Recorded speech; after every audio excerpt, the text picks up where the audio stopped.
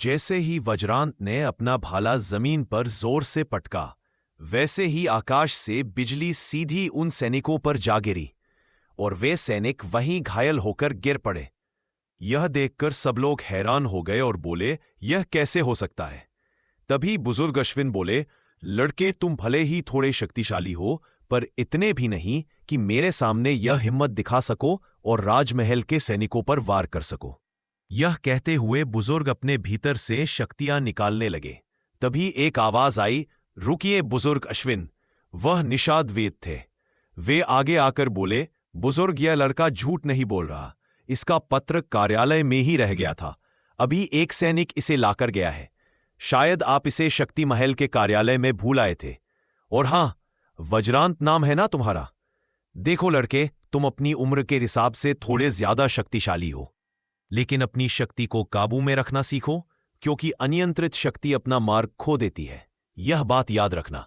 चलो, अब अपनी परीक्षा दो। वज्रांत ने जैसे ही पत्थर पर हाथ रखा, पत्थर कई क्षणों तक शांत रहा, लेकिन उसी पल उसकी हथेली पर हल्की नीली रेखाएं चमकने लगी, इतनी हल्की कि किसी और को दिखाई नहीं दी।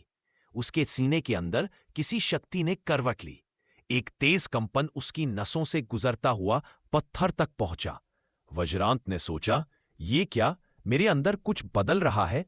लेकिन पत्थर फिर भी शांत रहा, मानो कोई प्रतिक्रिया नहीं हुई हो।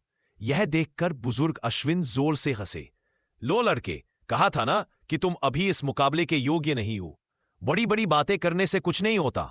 सब हमारे अभ्यास पर निर्भर करता है और इस पर कि हम कितनी मेहनत करते हैं। जाओ और अगली बार प्रयास करना। तब तक अभ्यास करते रहना, जब तक तुम इस मुकाबले के काबिल न हो जाओ। पर बुजुर्ग अश्विन अपना वाक्य पूरा कर पाते, उससे पहले ही आकाश से एक तेज बिजली आई और सीधे तिलस्मी पत्थर पर गिरी। जैसे ही बिजली उस पत्थर से टकराई, पत्थर में गहरी दरार पड़ गई। ये अचानक हुआ दृश्य देखकर सब लोग स्तब्ध रह गए। सभी मूर्ति से बनकर उसी दरार को घूरते रह गए। अचानक वज्रांत ने अपने कानों में एक बहुत हल्की, बहुत पुरानी आवाज सुनी, जैसे किसी प्राचीन सत्ता की फुसफुसाहट हो। तुम जाग रहे हो, वंशज। वह चौंककर पीछे मुड़ा, पर वहां कोई नहीं था। आवाज जैसे हवा में घुल गई थी। वज्रांत समझ नहीं पा रहा था कि यह आवाज वास्तविक थी या भ्रम। उसी क्षण आकाश से एक तेज बिजली आई और सीधे तिलस्मी पत्थर पर गिरी। पत्थर में जोरदार धमाके के साथ गहरी दरार पड़ गई। हॉल में मौजूद हर व्यक्ति स्तब्ध रह गया। सब अपनी जगह जम गए, मूर्ति की तरह। दूर खड़ी राजकुमारी श्रेया ने यह दृश्य देखा और एक पल के लिए उनके चेहरे पर पहचान सा भाव आया। उन्होंने बहुत धीमे कहा, यही है वो संकेत। पर जैसे ही लोगों की नजर उनकी ओर जा सकती थी, उन्होंने चेहरा शांत कर लिया और सामान्य भाव में खड़ी रहीं। बुजुर्ग अश्विन कांपते हुए बोले, असंभव, यह पत्थर तो 3 चक्र जागृत योद्धा भी नहीं तोड़ सकता। क्या यह लड़का 3 या 4 चक्र जागृत कर चुका है? वह स्वयं अपने शब्दों पर विश्वास नहीं कर पा रहे थे। वज्रांत ने शांत स्वर में पूछा, बुजुर्ग, क्या मैं पास हो गया? अश्विन बोले, हाँ, तुम पास हो गए लड़के। वज्रांत वापस लौट गया, जहां सभी योद्धा खड़े थे। दूर से निषाद वेद उसे देखते रहे। उनकी आंखों में चिंता और गहरा रहस्य झलक रहा था। वे बुदबुदाए, ये बालक साधारण नहीं है। या तो ये कुछ छुपा रहा है, या इसे खुद नहीं पता कि यह कौन है। उन्हें एक पुरानी भविष्यवाणी याद आई, जब वज्र की संतान जागेगी, बिजली पत्थर को सुन लेगी। उनके माथे पर गंभीरता और बढ़ गई। तभी हृदय आगे आया और बोला, तो तुम वज्रांत हो, शक्तिशाली हो, पर मुझसे ज्यादा नहीं। यह सुनकर वज्रांत की आंखें सिकुड़ गई। तभी दुशासन आया और बोला, ए वज्रांत, तुम दोनों मत सोचो कि सिर्फ तुम दोनों ही शक्तिशाली हो। इस बार तुम दोनों का मुकाबला मुझसे है। तुम्हें इतना ही कहूंगा, संभल कर। तभी अचानक हल्की ठंडक महसूस हुई। बर्फ सी धुंध में से एक सुंदर युवती बाहर आई और बोली, तुम लड़के अपनी शक्तियों पर कुछ ज्यादा ही घमंड नहीं कर रहे? देखो तुमने यहां कितनी गर्मी कर दी है। और हां, मुझे गर्मी से सख्त नफरत है। कभी एक मीठी आवाज ने सबका ध्यान अपनी ओर खींचा। यह आवाज राजकुमारी श्रेया की थी, जो चलते हुए वहीं आई। वहां पहुंचकर उन्होंने कहा, मैं राजकुमारी श्रेया, राजा महेश्वर की बेटी और होने वाली दल नेता हूं। उनके चेहरे पर स्पष्ट गर्व झलक रहा था। राजकुमारी को देखते ही हृदय बोला, आपको कौन नहीं जानता राजकुमारी श्रेया?